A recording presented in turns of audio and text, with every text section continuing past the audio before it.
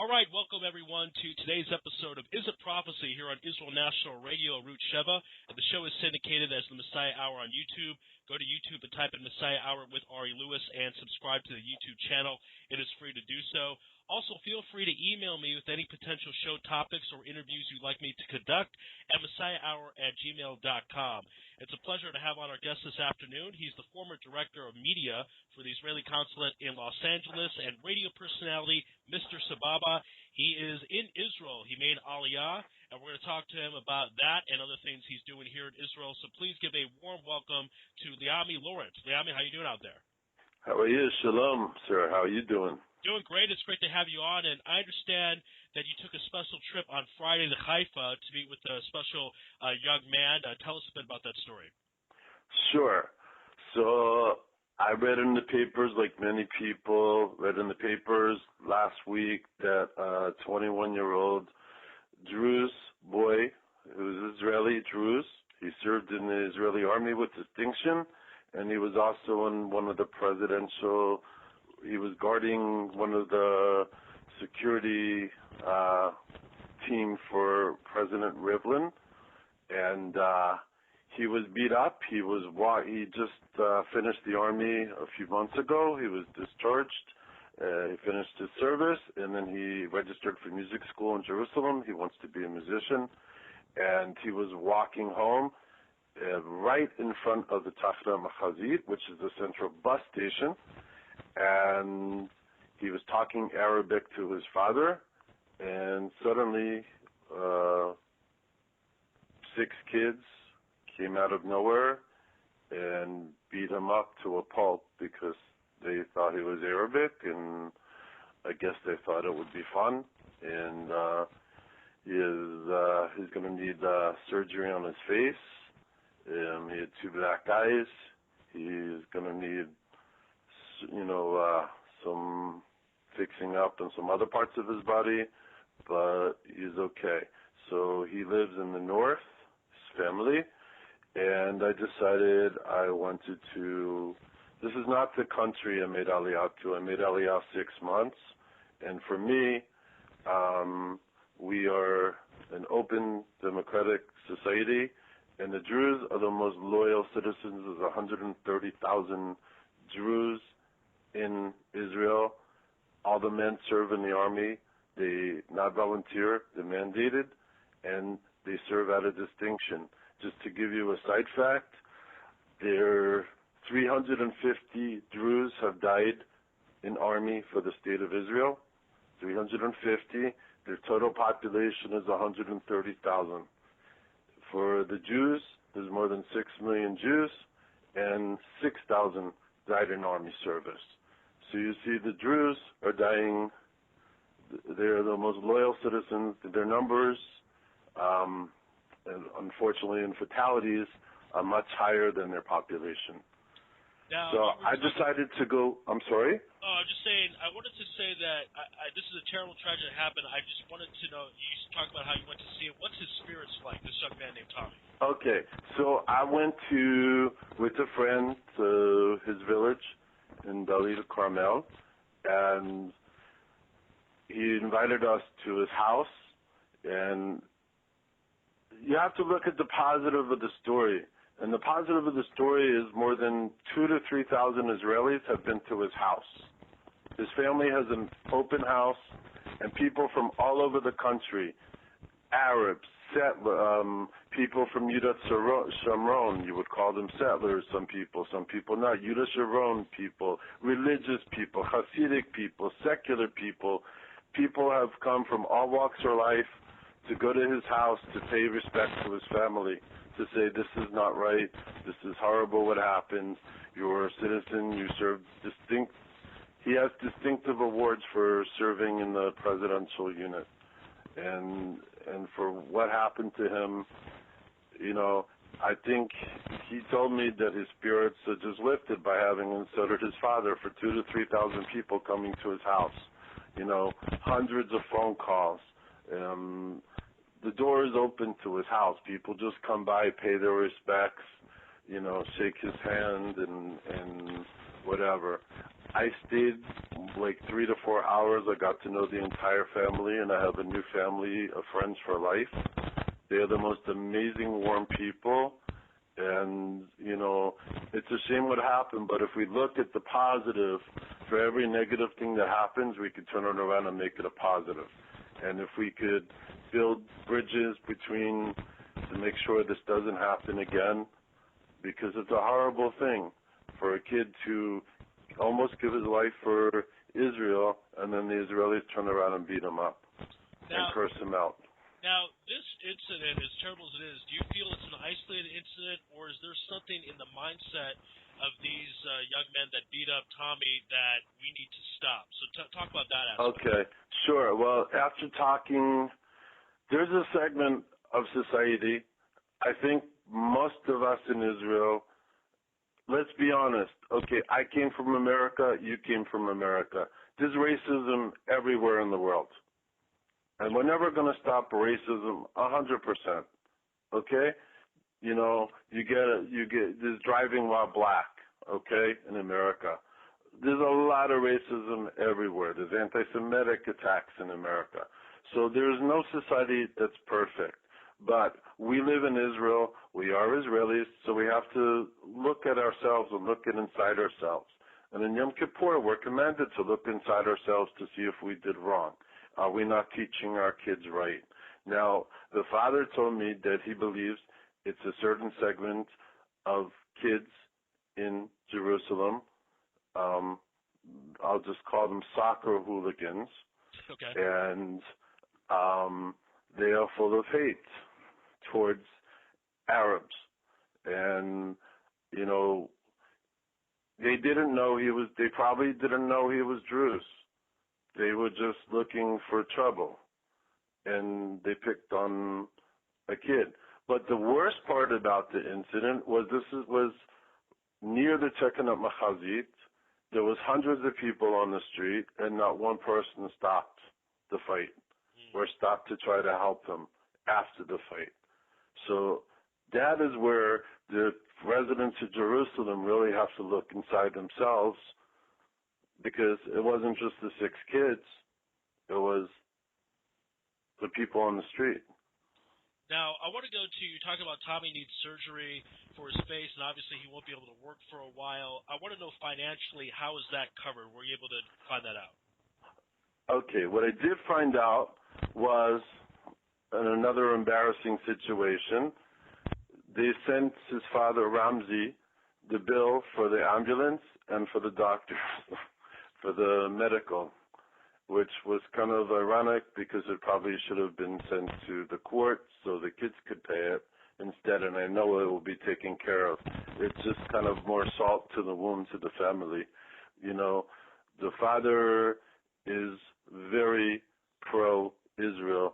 They are Israeli. They serve in the Israeli army with distinction. They support a Jewish state. They are part of the state.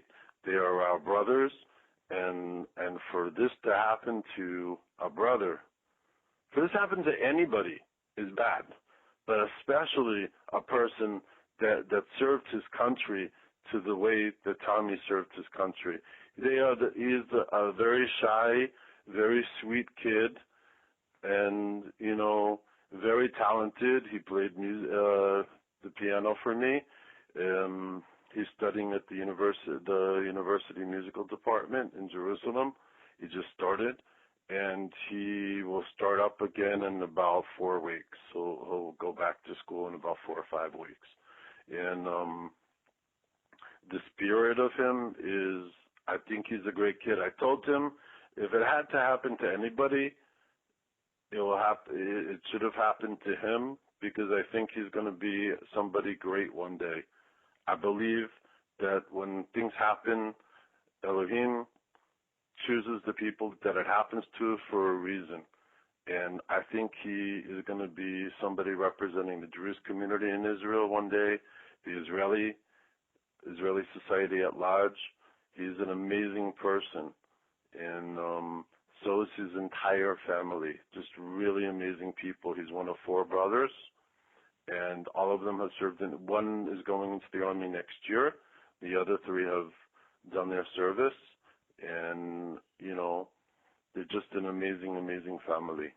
Again, this is a Prophecy here on Israel National Radio, Root Sheva, and the show is syndicated as the Messiah Hour on YouTube. Go to YouTube and type in Messiah Hour with Ari Lewis and subscribe to the YouTube channel. We're continuing the conversation with radio talk show host LiAmi Lawrence.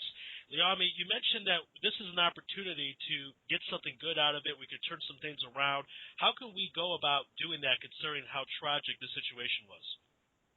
When you have 2,000 to 3,000 people, and the father Ramsey stopped counting the people going to his house from all walks of society.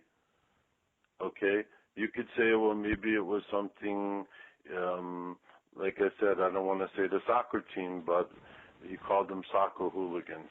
Okay? When you have people from Yudah and Shomron coming to say, I'm sorry, slicha, when you have Hasidim coming to say, sorry, slicha, and religious Jews and non-religious Jews. While I was there, a 9-year-old girl from Ashdod came with her parents, and she came because she's the one that told her parents, I want to go see Tommy. That's amazing. There's hope for Israeli society right there. A 9-year-old girl forced her parents to go from Ashdod to Dalita Carmel to see Tommy. That's not beautiful. I don't know what is. Yeah, that's right. I thought I did the right thing by going. I wanted to go. People were like, well, why'd you do it? Because I wrote on Facebook something about the incident, and if you go to my Facebook, you'll see like 150 people liked it and 50 comments to Tommy, get well, get better. And I said to myself, I'm going to go visit him because all these people need a representative. They're from Los Angeles, New York, all over the world, and I'm going to go and be the Nazik for them. I didn't go for myself. I went for all the people on my Facebook page that needed to be there and wanted to be there, but they couldn't. I think paying respects to people. A few weeks ago, I went to one of the shivas of the French, unfortunately, the 4 French people that were killed. So one of the shivas was in Tel Aviv for the older gentleman that was killed, and I went. And I had surgery the week before, and I said, for this, I'm getting out of bed for. And I went, and I didn't do anything out of the ordinary. I didn't do anything special. People said, oh, you did a mitzvah. No. It's called to be a Ben Adam, to be a person. And, this is a society that I want to be part of. Or Legoyim, to be a light unto all nations. And this is where I want to be. This is where I want to live. And when I see that there's a light, when I see there's a 9-year-old girl that asked her parents and told her parents, I'm going to visit Tommy, that's beautiful. When I see people coming from Yudah Shomron to pay respects to Tommy and his family, that's beautiful. There's always going to be people who are in society who grow up, whether it's poverty or whether it's, they need to take their frustrations in life out on other people. We've all seen people be mean to waiters and service staff, because they may be frustrated people in life, and they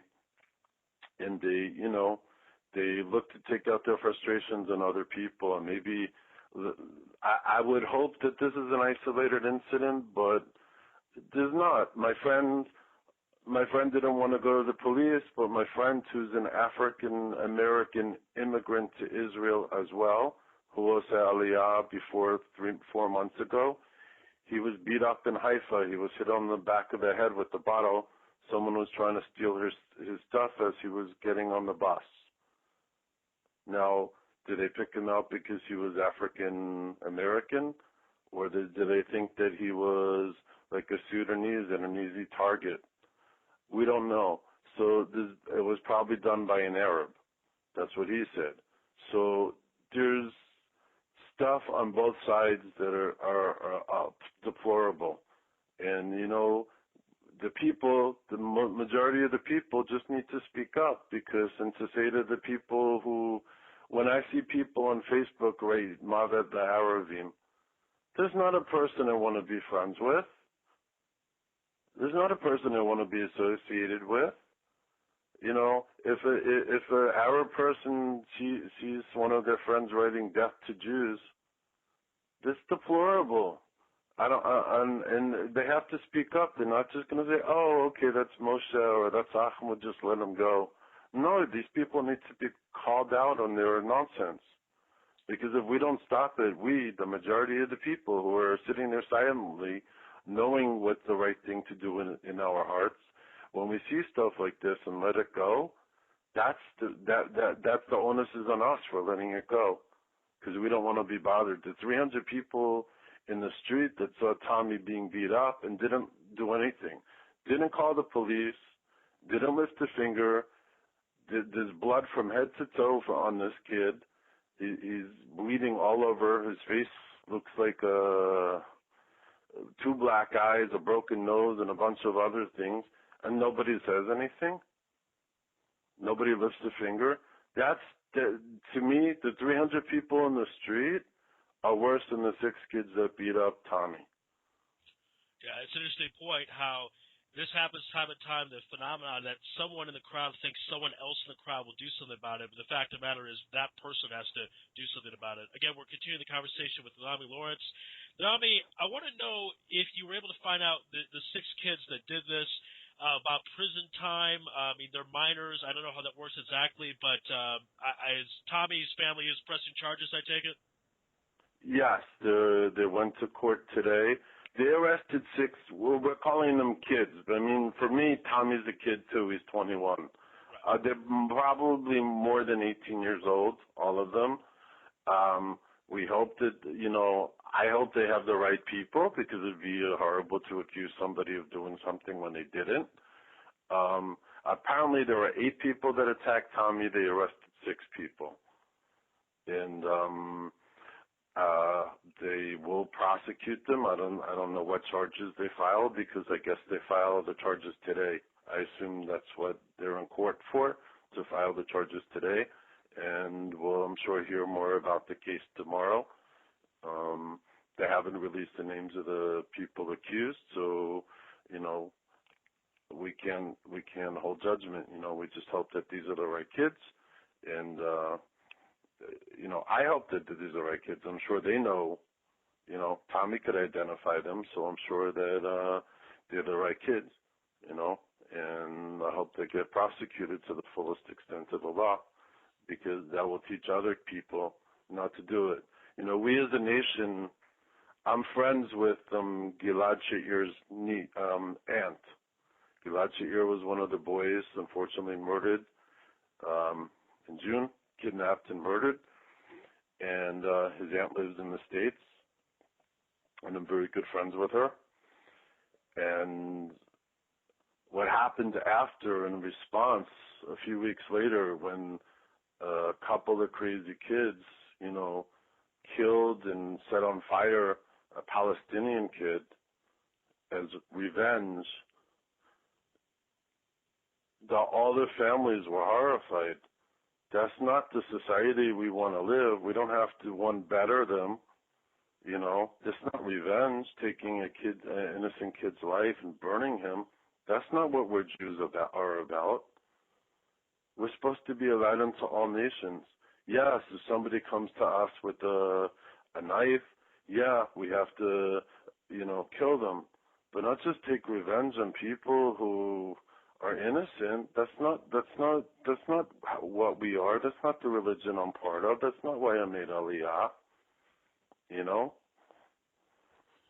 I mean, that's definitely a part of society. We're supposed to be different than, you notice in Arab communities, Palestinian communities, when there's a terrorist attack, they're usually applauded and not condemned. And in our society, when these bad things happen, we condemn those people.